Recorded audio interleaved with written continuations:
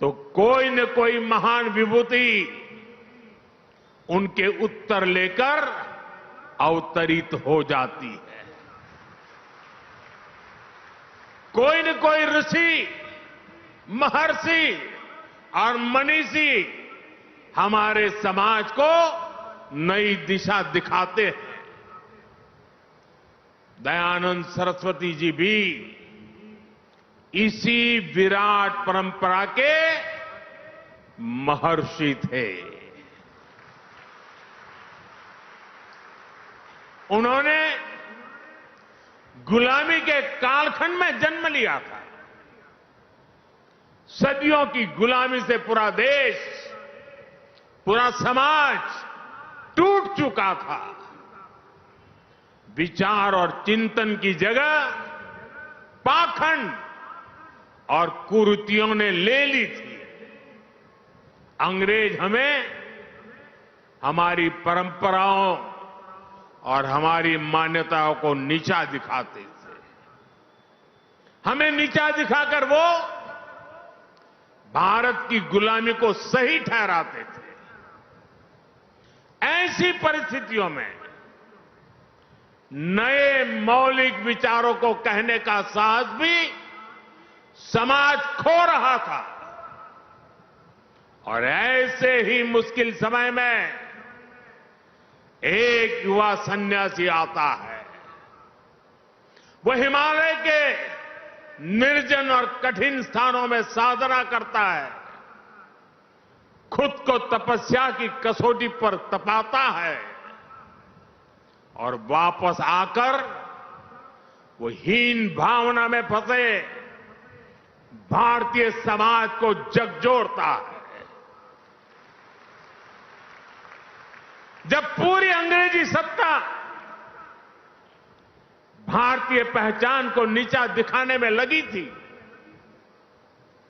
जब समाज के गिरते आदर्शों और नैतिकता के पश्चिमीकरण को आधुनिकीकरण के तौर पर पेश किया जा रहा था, तब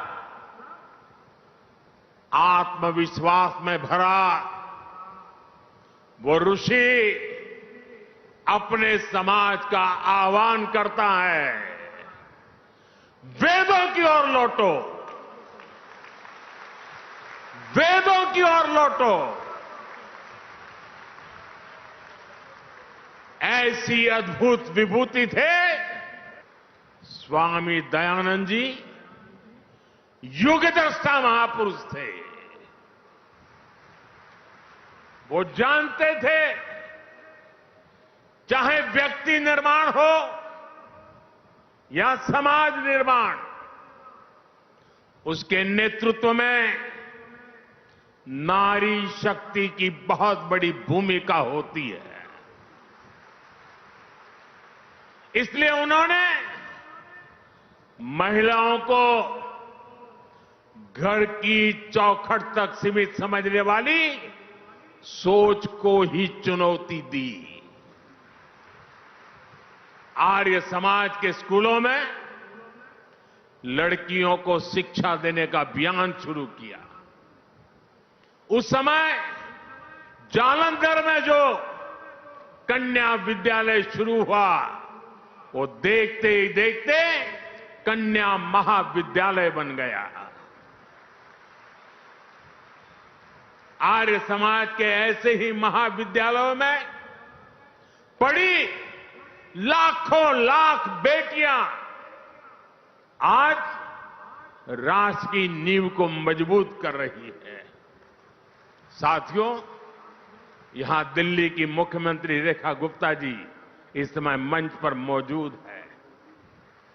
अभी 2 दिन पहले ही हमारी राष्ट्रपति द्रौपदी मुर्मू जी ने राफेल फाइटर प्लेन में उड़ान भरी और इसमें उनकी साथी बनी स्क्वाड्रन लीडर शिवांगी सिंह। आज हमारी बेटियां फाइटर जेट उड़ा रही हैं और ड्रोन दीदी बनकर आधुनिक कृषि को भी बढ़ावा दे रही हैं। आज हम गर्व के साथ कह सकते हैं, भारत आज दुनिया के सबसे ज्यादा फीमेल स्टेम ग्रेजुएट्स वाला देश है। आज साइंस और टेक्नोलॉजी की फील्ड में भी महिलाएं लीडरशिप रोल में आ रही है। आज देश की टॉप वैज्ञानिक संस्थानों में विमेन साइंटिस्ट मंगलयान, चंद्रयान और गगनयान जैसे स्पेस मिशंस में अहम भूमिका निभा रही है। ये बदलाव बताता है कि देश आज सही मार्ग पर आगे बढ़ रहा है। देश स्वामी दयानंद जी के सपनों को पूरा कर रहा है। साथियों, स्वामी दयानंद जी के एक विचार का मैं अक्सर चिंतन करता हूं, उसे कई बार लोगों को बोलता भी हूं। स्वामी जी कहते थे, जो व्यक्ति सबसे कम ग्रहण करता है और सबसे अधिक योगदान देता है, वही परिपक्व है। इन सीमित शब्दों में इतना असाधारण विचार है कि शायद इसकी व्याख्या में कई किताबें लिखी जा सकती हैं। लेकिन किसी विचार की असली ताकत उसके भावार्थ से भी ज्यादा इससे तय होती है। वो विचार कितने समय तक जीवित रहता है, वो विचार कितनी जिंदगियों का परिवर्तन करता है। और जब हम इस कसौटी पर महर्षि दयानंद जी के विचारों को कसते हैं, जब हम आर्य समाज के समर्पित लोगों को देखते हैं, तब हमें लगता है कि उनके विचार समय के साथ साथ और अधिक प्रकाशमान हुए हैं।